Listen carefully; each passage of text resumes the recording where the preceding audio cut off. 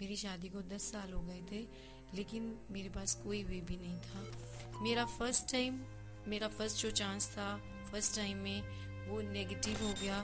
फिर अंदर से मैं इतनी बुरी तरह से टूट गई थी। फॉरेन कंट्री में तो out of every 3 pregnancies 2 are IVF। लेकिन वो एक ऐसा साइन है कि मुझे ऐसा फील होता है कि 1 मंथ, जस्ट इस साइकिल से 1 मंथ पहले मेरा भाई जो गया था वो शायद उसी रूप में मेरे पास वापस आ गया है। मुझे ऐसा लगता है कि शायद बेटे के रूप में मैंने फिर से भाई को पा लिया।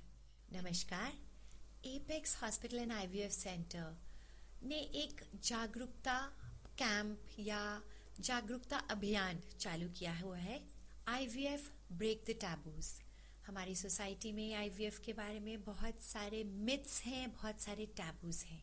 इसलिए आज के एपिसोड में हम लेके आए हैं हमारी एक IVF patient Mrs Geetu Arya. आइए पूछते हैं कि इनकी IVF जर्नी कैसी रही। नमस्कार। मेरी आईवीएफ की जो जर्नी थी वो बहुत ही अच्छी रही है। और मैं 10 साल से, मेरी शादी को 10 साल हो गए थे, लेकिन मेरे पास कोई बेबी नहीं था। हम लोग भी जैसे समाज में सब निराश होते हैं, वैसे हम लोग भी बहुत कुछ सुनते थे, बहुत सहते थे, लेकिन एक आशा मन में थी कि नहीं, हमें भी संतान चाहिए, एक बच्चा तो अपना इस दुनिया में होना ही चाहिए। लेकिन आईवीएफ को लेके भी बहुत कुछ सुना हुआ था। जैसे सबसे हम सुनते हैं कि अगर आप करवाओगे तो आपको कम्प्लीटली रेस्ट होगा, ये बहुत कॉस्टली प्रोसेस है, बहुत पेनफुल प्रोसेस है। लेकिन नहीं, जब आप एक चीज़ को ठान लेते हो तो वो आप कर दिखाते हो। फिर उसके लिए चाहे आपका धन हो, मन हो, चाहे तन हो, आपको वो सब समर्पित करके उसकी तरफ लग जाना चाहिए। तो हमने भी वही किया। हमने अपना आईवीएफ करवाने की ठानी और हम अपेक्स हॉस्पिटल आए। और मेरी जो आईवीएफ की जर्नी है ना, वो मतलब ऐसी हो गई कि मुझे, जब हम कोई भी पेशेंट आता है हॉस्पिटल तो उसको ये लगता है कि फर्स्ट टाइम में ही सब कुछ ओके होगा। मेरा फर्स्ट जो चांस था, फर्स्ट टाइम में वो नेगेटिव हो गया। लेकिन आप देखिए कि जब एक पेशेंट को नेगेटिविटी मिलती है तो वो टूट जाता है। वो टूटने के बाद उसको ये महसूस होता है कि मैं आगे कैसे बढ़ूंगा। लेकिन फिर डॉक्टर ने इतना अच्छा सपोर्ट किया, डॉक्टर मनीषा मेहता, जिन्होंने मुझे मेंटली और फिजिकली इतना अच्छा सपोर्ट किया कि नहीं बेटा, हम नेक्स्ट चांस में जाएंगे। तो मैंने फिर नेक्स्ट चांस को ट्राई किया, लेकिन अनलकीली मैं उसमें भी फेल हो गई। बदकिस्मती थी कि मेरा वो भी चांस फेल हो गया। फिर अंदर से मैं इतनी बुरी तरह से टूट गई थी। मैं नहीं चाहती थी कि मैं कैसे अपने आप को मैं खड़ा कर पाऊंगी। फिर उसके बाद जब मेरा तीसरा चांस आया, मेरी लाइफ में इतनी बड़ी ट्रेजेडी हो गई कि उसी टाइम पर मेरा एक यंगर ब्रदर था, एक ही, वो भी इस दुनिया से चला गया। उस ट्रेजेडी की वजह से मैं बिल्कुल भी मेंटली प्रिपेयर नहीं थी, क्योंकि आईवीएफ जो है ना, आप उसके लिए आपको एक मेंटली प्रिपेयर होना तो बहुत ही ज़रूरी है। जब थर्ड चांस में मैं यहाँ आई तो मैं बिल्कुल भी इस चीज़ के लिए रेडी नहीं थी। लेकिन डॉक्टर मनीषा मेहता ने मुझे इतना सपोर्ट किया कि मैं नेक्स्ट चांस आपको बिल्कुल फ्री दूंगी। आप एक बार बेटा, सब कुछ रेडी है, आप एक बार अपना थोड़ा सा सहन शक्ति दिखा के ये थर्ड चांस लीजिए। हम नेक्स्ट के लिए अगर हमें जाना पड़ा तो मैं बिल्कुल फ्री आपको ये चांस दूंगी। मैंने वो इनका कहना माना और उस टाइम पर मैंने वो करवा लिया। फिर क्या हुआ कि जैसे ही मेरा आईवीएफ पॉजिटिव आया, मुझे बिल्कुल भी विश्वास नहीं था, बिल्कुल भी विश्वास नहीं हुआ कि मेरा चांस पॉजिटिव आ सकता है, क्योंकि 10 साल के दौरान मेरा कभी भी प्रेगनेंसी टेस्ट पॉजिटिव नहीं आया था। उसके बाद मेरा ब्लड सैंपल लिया गया, ब्लड से चेक हुआ, वो भी पॉजिटिव था। उसके बाद कुछ टाइम बाद, जैसे जो एक आफ्टर प्रेगनेंसी जो फर्स्ट स्कैन होता है आपका 20 डेज के बाद होता है, 15 डेज बाद ही मुझे फिर से एक प्रॉब्लम हुई और मुझे फिर से हॉस्पिटल आना पड़ा। और यहाँ आके मतलब मेरी हालत ऐसी थी कि मैं शायद उस स्कैन के लिए भी अभी रेडी नहीं थी, जो अल्ट्रासाउंड उन्होंने मेरा किया। और उसी टाइम देखो, वो इतना अच्छा मेरा आईवीएफ सक्सेस हुआ कि मेरा 15 दिन में ही उस स्कैन के दौरान मेरे दोनों बच्चों में धड़कन आ गई थी। आज मेरे बच्चे 6 साल के हो गए हैं और वो दोनों बच्चे तंदुरुस्त हैं, स्वस्थ हैं। बेटा बेटी है मेरे पास और मैं बहुत खुश हूँ उनके साथ। Thank you.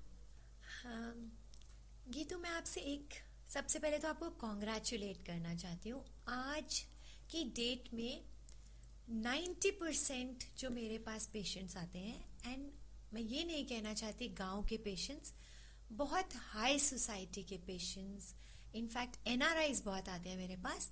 उनमें से 90% लोग ये चाहते हैं कि आईवीएफ मत बताओ। मतलब बहुत सारे हस्बैंड वाइफ कहते हैं इवन उनके इन लॉज को भी नहीं बताओ। तो सबसे पहले तो बहुत बहुत कॉन्ग्रेचुलेशंस कि एक ऐसे विषय पे बात करने के लिए आप राजी हुई। ये हमारी बहुत सोशल रिस्पॉन्सिबिलिटी है कि कभी हमने किसी चीज़ से फ़ायदा लिया है तो हम लोगों को भी बताएं। तो ये कैसे हिम्मत आई कि आप इस बारे में बात कर सकती हैं? देखिए, ये एक सोशल टैबू है। आई नो कि लोग करने से डरते हैं, बताने से डरते हैं, लेकिन हमारी जो आज के टाइम की एजुकेशन है, ये एक टेक्नोलॉजी है, साइंस टेक्नोलॉजी है। और ये आर्टिफिशियल या कुछ नकली या कुछ ऐसा कुछ भी नहीं है। आपको सिर्फ अपनी हिम्मत दिखानी है, आपको आगे आना है, आपको अपनी फैमिली कंप्लीट करनी है, तो you have to do it. आपको कुछ करना ही पड़ेगा। तो अगर हम देखो, डॉक्टर्स जो हैं वो हमारे फिजिकली मेंटली हमें इतना हेल्प करते हैं, तो हमारा भी कुछ सोशल फर्ज बनता है कि हमें भी उनके साथ खड़े होना चाहिए। तो मुझे नहीं लगता कि इसको करवाने के बाद बताने में या कहने में आपको कुछ हेजिटेशन होना चाहिए, क्योंकि ये जस्ट एक नॉर्मल प्रोसेस है। और जितना भी आप इसमें मतलब जितना आप, ठीक है कि एक मेंटली स्ट्रेस में होती है एक लेडी जब हम करवाते हैं, लेकिन जब आपको इतना अच्छा आउटपुट मिलता है ना, तो आप वो सब पिछली चीज़ें भूल जाते हैं। हाँ, वेरी गुड मैसेज जो हम लोग समाज को देना चाहते हैं कि जैसे ही मिसेस गीतू ने बोला कि टेक्नोलॉजी, तो अगर हम उस टाइम से चेंज हुए जब कोई फ़ोन नहीं होता था, उसके बाद पेजर आया, उसके बाद सिंपल नोकिया डब्बा फ़ोन आया, और आज हम इतनी अच्छी टेक्नोलॉजी में आ गए हैं कि आपको कहीं पे भी बात करनी है, आपको सेकेंड्स लगते हैं। तो व्हाई कांट वी एक्सेप्ट कि ये एक नई टेक्नोलॉजी है जो आपको एक बेबी लेने में मदद करेगी, और हम जिससे घबरा रहे हैं, क्या वो नहीं चाहते कि आपका बच्चा हो? मतलब इन फैक्ट आउटर वर्ल्ड में, फॉरेन कंट्री में तो out of every 3 pregnancies 2 are IVF, so nothing to worry. इस चीज को हम लोगों को मन से निकालना पड़ेगा, नॉट जस्ट उनको जिनके पास बच्चा नहीं है, बट उनको जो लोग जज करने के लिए बैठे हैं कि सही या गलत। मिसेस गीतू, आप एक वर्किंग लेडी हैं, तो एक ये भी बहुत ज़्यादा सोसाइटी में टैबू है कि आईवीएफ कराने के बाद बेड रेस्ट लेना पड़ता है। नंबर 2, आपने ये बोला आपकी ट्विंस थे, तो इसके बारे में आप क्या कहना चाहती हैं? नो, ऐसा कुछ भी नहीं है। आफ्टर आईवीएफ जब आपका सक्सेस हो जाता है, बिल्कुल आप नॉर्मल लाइफ जी सकते हैं, बिल्कुल नॉर्मल। हाँ, इतना है कि आपको कुछ वेट लिफ्ट नहीं करना होता। मतलब उस थोड़ा वो तो नॉर्मल प्रेगनेंसी में भी आपको डॉक्टर थोड़ा सा प्रिकॉशंस करेंगी, लेकिन आफ्टर आईवीएफ ऐसा कुछ भी नहीं है। मैं वर्किंग में तब भी थी जब मेरा आईवीएफ सक्सेस हुआ। 1 to 6 मंथ मैं यहाँ से 40 किलोमीटर्स सर्विस पे हूँ, तो वो भी मैं कंटिन्यू मैंने किया है। और 7th मंथ में मैंने फॉरेन के लिए फ्लाई किया था, मैं यूएस चली गई थी, और 7th मंथ में मैं बिल्कुल नॉर्मल थी, कोई भी प्रॉब्लम नहीं थी। और मेरे पास आज ट्विंस हैं और दे आर वेरी नॉर्मल, और वो नॉर्मल डिलीवरी में ही हुए हैं। Very nice, very nice. अब मैं एक और सवाल पूछना चाहती हूँ कि बिल्कुल आपने सही कहा कि हम लोग सोचते हैं कि फर्स्ट एपिसोड के बाद ही प्रेगनेंसी हो जाएगी। तो कैसे आपने अपने आप को, ओके यस, आपने बोला कि आपको हॉस्पिटल की सपोर्ट रही, बट आप उन लोगों को क्या मैसेज देना चाहते हैं? क्योंकि as far as infertility specialist, I have had pregnancy in 11th IVF cycle also. तो मुझे लगता है कि अगर अफोर्डेबिलिटी प्रॉब्लम नहीं है और अगर एंडोमेट्रियम अच्छी बन रही है तो ट्राई करना चाहिए। नेचुरली हमेशा ऐसे डॉक्टर के पास ट्राई करें जिनके सक्सेस रेट्स अच्छे हों। एंड सक्सेस रेट वो नहीं होते जो डॉक्टर बोलता है, सक्सेस रेट वो होते हैं जो पेशेंट्स बताते हैं आपको। तो अगर कोई डॉक्टर ये कहना चाहता है कि मेरे 70% 80% सक्सेस रेट है या 90% सक्सेस रेट है, तो ये ट्रू बिल्कुल नहीं है। आप गूगल उठाइए, चेक कीजिए कि इंटरनेशनल स्टैंडर्ड्स क्या हैं, फर्स्ट साइकिल में सक्सेस रेट के कितने चांसेस हैं, थर्ड तक कितने हैं। तो कैसे आपने अपने आप को पुल थ्रू किया जब आप इतने डिप्रेसिव स्टेज में थी कि आपने अपने ब्रदर को लूज कर लिया, लेकिन फिर भी आपने हिम्मत की। तो क्या एक मोटिवेशन आप लोगों को बोलना चाहते हैं कि गेट गोइंग रहें? देखिए, जब आप आईवीएफ के लिए मेंटली प्रिपेयर होते हैं, हॉस्पिटल आते हैं, तो सबसे ज़्यादा फर्स्टली तो आपको जो सपोर्ट है वो आपके हस्बैंड का होना ही चाहिए, क्योंकि ये आप दोनों का डिसीजन है, ठीक है। और सेकेंडली अगर आपकी फैमिली सपोर्ट करती है तो बहुत अच्छी बात है। एक अच्छे डॉक्टर की एक अच्छे जो डॉक्टर होते हैं, हॉस्पिटल्स होते हैं, वहाँ पर आपको फिजिकली और मेंटली दोनों सपोर्ट की ज़रूरत होती है, वो आपको अच्छे से वहाँ मिलती है। सेकेंडली जब आप दोनों हॉस्पिटल आते हो तो ये कोई भी कपल है वो हॉस्पिटल आते हैं तो वो यही सोच के आता है कि शायद हमारा फर्स्ट सक्सेस होगा, लेकिन कहीं ना कहीं उस चीज़ में भी भगवान की मर्जी होती है कि आपका नहीं सक्सेस होता, फिर आप सेकंड की तरफ आपको जाना ही चाहिए, क्योंकि हम कुछ पाना चाहते हैं, हम वहीं नहीं रुक सकते, ना ही मतलब प्रोसेस रुकता है। जब आप सेकंड प्रोसेस पे जाते हो, ठीक है, थोड़ा पेनफुल तो होता है, थोड़ा बहुत आपको अपने आप को स्ट्रांग करना होता है, क्योंकि आपको एक बच्चे को जन्म देना है, उसके लिए आपको एक फिजिकली सपोर्ट की ज़रूरत होती है। सेकेंडली जब आपका सेकंड भी आपका, जैसे कि मेरे साथ हुआ कि मेरा सेकंड भी सक्सेस नहीं हुआ, तो थर्ड चांस लेने के लिए मैं वैसे प्रिपेयर थी, लेकिन एक अनफॉर्चुनेटली मेरे साथ ऐसी ट्रेजेडी हो गई जो मैं वो भी स्किप करना चाहती थी भी, शायद मैं अभी इस चीज़ के लिए मेंटली बिल्कुल भी रेडी नहीं थी। लेकिन जब एक डॉक्टर की सपोर्ट होती है, एज ए सिस्टर वो आपको सपोर्ट करते हैं, आप एज ए आपको पूरा हॉस्पिटल के अंदर फैमिलियर एनवायरनमेंट मिलता है, तो उस चीज़ को लेके फिर जब मैंने तीसरे चांस की तरफ मैं गई, और मुझे बिल्कुल भी उस टाइम मतलब मैं सोच ही नहीं पा रही थी कि शायद ये मेरा, क्योंकि मेरे पास 2 बार नेगेटिव रिजल्ट था, तो मैं ये नहीं सोच पा रही थी कि मेरा थर्ड भी पॉजिटिव होगा या नहीं होगा। लेकिन थर्ड मेरा पॉजिटिव हुआ, और उसके बाद भी जैसे मुझे यकीन ही नहीं आया, फिर सैंपल लिया गया, मतलब इतना आपको वो खुशी जो होती है ना, वो पल सिर्फ आप महसूस कर सकते हो, और आप वो महसूस या खुद कर सकते हो या वो डॉक्टर कर सकता है जिन्होंने आपको पूरी तरह से सपोर्ट किया होता है। और अगर आपको ये ज़रूरी नहीं है कि आपको आईवीएफ से ट्विंस मिलें या एक बच्चा, मतलब आप पूरी कोशिश करते हो तन से, मन से, धन से कि हमें यहाँ पर कुछ अच्छा मिले और हम यहाँ से कुछ अच्छा लेके जाएं। इस चीज़ से ना मुझे 2 इम्पॉर्टेंट मैसेजेस समझ आ रहे हैं। नंबर 1, क्यों गीतू की प्रेगनेंसी हुई थर्ड टाइम में? बिकॉज 2 फेलियर्स के बाद माइंड से चला गया था कि शायद प्रेगनेंसी आएगी। बिल्कुल। नंबर 2, घर में एक ऐसा इशू हुआ था कि दिमाग वहां लगा हुआ था, प्रेगनेंसी पे नहीं। तो इससे समझ आता है कि स्ट्रेस एक बहुत इम्पॉर्टेंट कारण है प्रेगनेंसी ना होने का आईवीएफ में, अगर एंडोमेट्रियम और एम्ब्रियोज अच्छे हैं तो सब लोग जो भी हमारा ये पॉडकास्ट देख रहे हैं उनके लिए एक बहुत ब्रॉडर मैसेज है कि स्ट्रेस रिलीविंग के लिए आप ज़रूर कुछ ना कुछ थेरेपीज करें। नंबर 2, ये चीज़ मैंने बहुत कॉमनली देखी है गीतू, कि फैमिली में कोई मेंबर चला जाता है, आई डोंट नो इसको क्या बोलेंगे, जैसे हमारे धर्म में माना जाता है कि सोल्स चलती रहती है एंड नेचुरली वो वहीं जन्म लेती हैं जहाँ उनका डिज़ायर होता है।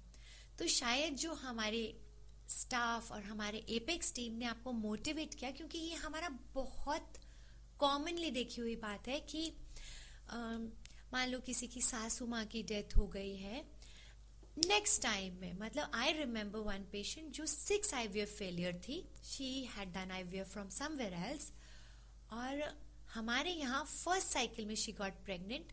बट वो बाद में मुझे एक ही चीज बोलती थी कि मैम मैं मम्मा को बता ही नहीं पाई कि बट यू नेवर नो। तो this is one very common thing I have seen कि कोई आपका नियर एंड डियर जो आपके लिए बहुत अच्छा सोचता है। फॉर एग्जाम्पल आजकल बहुत ज़्यादा हम देख रहे हैं कि यंग लोगों की डेथ हो जाती है, तो I always tell those patients कि गिव इट अ ट्राई। हो सकता है वो बच्चा भी वापस आना चाहता हो सकता है कि उसकी बहुत अनकही बातें हो, तो गिव इट अ ट्राई। ये तो माय लास्ट क्वेश्चन, कितनी पेनफुल रही ये जर्नी? एक पिकअप प्रोसेस में आपको कितनी तकलीफ आई और एम्ब्रियो ट्रांसफर में कितनी तकलीफ आई? इस समय मैं साइकोलॉजिकल स्ट्रेस की नहीं बात करी, मैं बात करना चाहती हूँ फिजिकली आपको कितने इंजेक्शंस लगे, कितनी परेशानी हुई, इसके बारे में आप कॉमन मैन को क्या शेयर करना चाहते हैं? देखिए, जब हम कोई भी प्रोसेस स्टार्ट करते हैं तो एक एज ए पेशेंट मन में बहुत से सवाल होते हैं, मन में एक तरह से हेजिटेशन होती है, और ना चाहते हुए भी बॉडी जो है ना एक पेन महसूस करती है। हाँ, जब मतलब ईटी एग्स लेते हैं आप लोग, तो उस टाइम जो शॉट देते हैं उस टाइम थोड़ा सा पेन जो है वो रहता ही है, और उसके बाद जब एम्ब्रियो ट्रांसफर होता है वो पेनफुल नहीं है। उस टाइम पर इतनी एक लेडी के अंदर शक्ति होती है कि वो उसको सह सकती है। आप इतना पेशेंस हम में होता है कि हम लोग नॉर्मल उसको ले सकते हैं, कोई बहुत ज्यादा पेनफुल वाला प्रोसेस नहीं।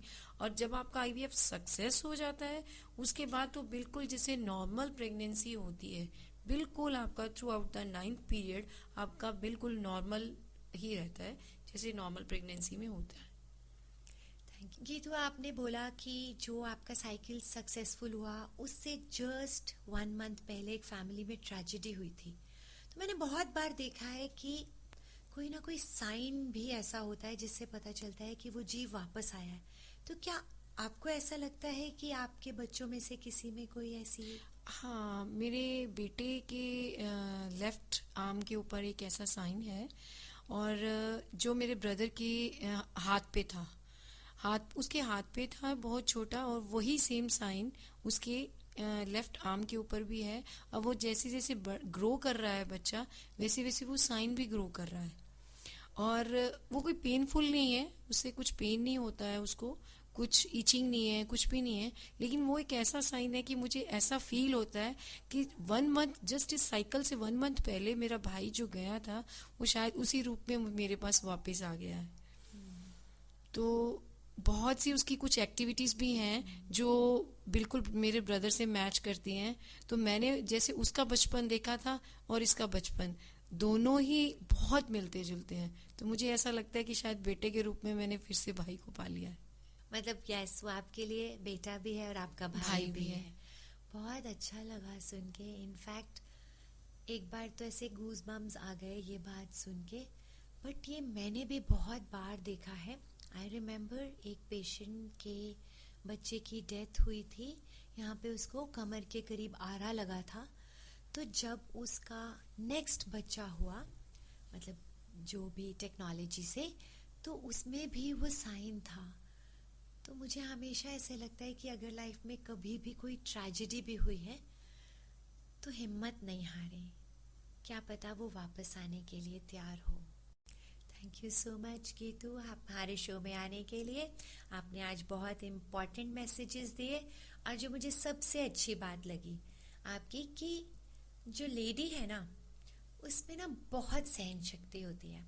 तो कहते हैं जब भगवान ने डिसाइड करना था कि बच्चा कौन पैदा करेगा, क्योंकि बच्चा करना इज नॉट ईजी, तो इसलिए भगवान को लगा शायद लड़कियां ज्यादा स्ट्रोंगर हैं, तो इसलिए ये रिस्पॉन्सिबिलिटी हम लोगों को दी गई। और मैं विश करती हूँ हमारे सारे व्यूअर्स से कि भगवान सबको संतान सुख जरूर दे। Thank you so much. Thank you so much.